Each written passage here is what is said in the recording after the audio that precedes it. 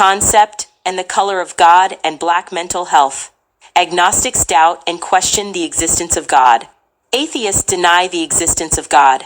These two groups combined constitute a tiny minority of the world's people. The vast and overwhelming majority of the peoples on earth have a conceptualization of, and a belief in, the existence of God as the supreme force or supreme being responsible for the creation of the universe. Therefore, this supreme being constitutes the highest and ultimate focus of their worship, devotion, and obedience. In all but the agnostic and atheistic groups, the training and teaching of children about the concept of God, in a given culture, begin at the earliest possible age of comprehension and understanding.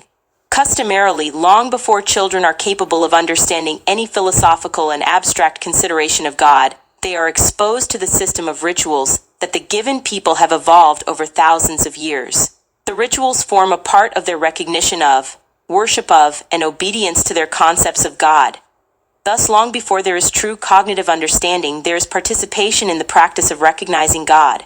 This participation and practice becomes a part of children's concept and image of self in relationship to the total environment, but also in relationship to the highest and ultimate focus of their worship, devotion, and obedience to the God of the people. For it is the totality of experience in the environment from the moment of birth that forms the self-image and self-concept in the brain computer of each human being. From this self-image and self-concept, all patterns of behavior evolve. Likewise, from the entire constellation of behavior in the individual, the determination of mental health or mental illness is made. As a practicing general and child psychiatrist, my definition of mental health is as follows: patterns of logic, thought, speech, action, and emotional response in all areas of people activity that simultaneously reflect self and group respect and respect for harmony in the universe. The critical question that arises now is, what does the concept and color of God have to do with Black self and group respect and respect for harmony in the universe? The oppression of Black and other non-white people means that there is no non-white self-determination. It also means, most fundamentally, that there can be no true and functional Black self-respect. More specifically, this means that the existing levels of non-white functional self-respect, as manifested in all areas of people activity, are extremely low. These low levels of functional self-respect imply that the self-image and self-concept are more negative than positive. Likewise, the impact of non-white individual and collective behavior in and on the total environment is more negative than positive. To have a negative impact on the total environment is a manifestation of behavioral powerlessness. To have a negative impact on the total environment is a manifestation of the self-image and self-concept as powerless. To have a negative impact on the total environment is a manifestation of having been shaped and molded by the total environment into a functional inferior through the process of inferiorization. The process of oppression is to mold the victims of oppression into functional inferiors. As previously stated, a global system of white supremacy oppression functions through all areas of people activity. The ultimate thrust in all of the 9 areas of people activity is to cause and affect their universalizing. This is achieved equally in the area of religion as in sex. It is achieved equally in the area of war as in economics. It is achieved equally in entertainment as in labor. It is achieved equally in politics as in law. In other words, all 9 areas of people activity are used equally in the system of non-white oppression to achieve the ultimate goal of non-white inferiorization. The concept and the color of God are focused on most strongly in the area of religion. Although all areas of people activity overlap, influence, and fuse with one another, the global white supremacy system evolved a religion referred to as Christianity. However, it is referred to most appropriately as the dominant pattern of religious thought generated by the white supremacy system. Similarly, all forms of economics within the global white supremacy system, whether referred to as capitalism, multinationalism, communism, or socialism, are identified more appropriately as the patterns of economic thought and practice generated by that system. Further, all forms of political organization within the global white supremacy system, whether referred to as democracy, Nazism, Soviet, hegemony, fascism, or nationalism, are referred to more appropriately as the various patterns of power relationships generated by that system. Absolutely critical to the white supremacy system of religious thought was the formation of the image of a white man as the Son of God. This white male image then was referred to as Christ, no matter that the prophet Jesus was a black man. Because the brain computer functions most fundamentally on logic circuits, at deep unconscious levels it automatically computes that God, the Father, is also a white male. If God is so, thus, any person programmed to accept the Christian religion, whether conscious of it or not, has the image and concept of God as a white man in the logic network of her brain computer. Couple this image and concept of God as a white man with the white supremacy system's formal definition of God as the supreme or ultimate reality, the being perfect in power, wisdom, and goodness, whom men worship as creator and ruler of the universe. Then of absolute necessity, the logic circuits of the human brain computer have to print out the white man is the supreme or ultimate reality. The white man is the being, perfect in power, wisdom, and goodness, whom all men should worship as creator and ruler of the universe. With this unconscious logic circuit of God is a white man firmly in place, white domination over non-white people could last for 1 trillion years. This would be true if this critical and essential logic connection could be implanted and plugged into the brain computers of a sufficient number of black, brown, red, and yellow peoples, who constitute the vast majority of the peoples on the planet. With the white man as God, the non-white global collective would be obedient to the white man always. It was the necessary duty of the vast army of white supremacy missionaries sent out around the world, following the guns of white supremacy conquest, to implant, deep within the unconscious logic networks of non-white brain computers, the critical image and concept of God as a white man. This unconscious implantation has been successful to the extent that many non-white people on the planet conceive of themselves as members of the Christian religion. In the U.S., the overwhelming majority of black people, as well as a large portion of other non-white peoples, consider themselves Christian. Thus, all black and other non-white peoples who profess to be members of the Christian religion, whether they are conscious of it or not, worship the white man as God. And, in the unconscious logic networks of their individual brain computers, lies the logic that the white man is the supreme or ultimate reality, the being perfect in power, wisdom, and goodness, whom men worship as creator and ruler of the universe. Although black and other non-white peoples may understand that they are oppressed by the global white collective, of which the white males are the dominant members, the brain computer, its cold logic circuits also unconsciously inform the non-white victim that it is impossible to free or liberate oneself from the supreme being who has created the universe. In other words, if in the deep unconscious recesses of my brain computer rests the fundamental logic that God is a white man, and that I should worship God, all of my attempts at liberation will move me only in a circle. Indeed, the circumference of my liberation movement circle could be so wide that it really appears to me that I am moving in a straight line of progress. But moving in a circle, no matter how big the circle, is unnamed to standing absolutely still, marking time. Many black people in the U.S. now are beginning to feel as though our liberation efforts have left us still standing on the same spot of white oppression. For the vast majority of black and other non-white peoples today, the arrival of these ice-cold facts of brain-computer logic at the conscious level will be experienced initially as shattering and self-disintegrating, primarily because it is God the protector and the creator upon whom the self is taught ultimately to depend. If the concept of God is removed from my brain computer, upon whom or what am I to lean, especially if I am feeling oppressed, depressed, and overwhelmed?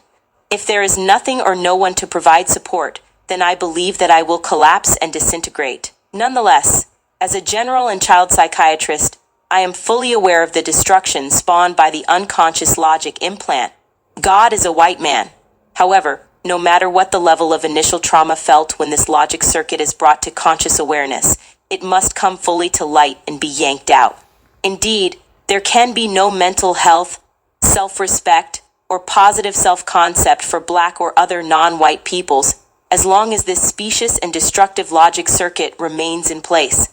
It might be instructive at this juncture to recall that Christianity was based upon the life and activity of an African prophet named Jesus. That the white Romans recognized this fact is reflected in the early portrayals of Jesus and his mother as the Black Madonna and Black Child.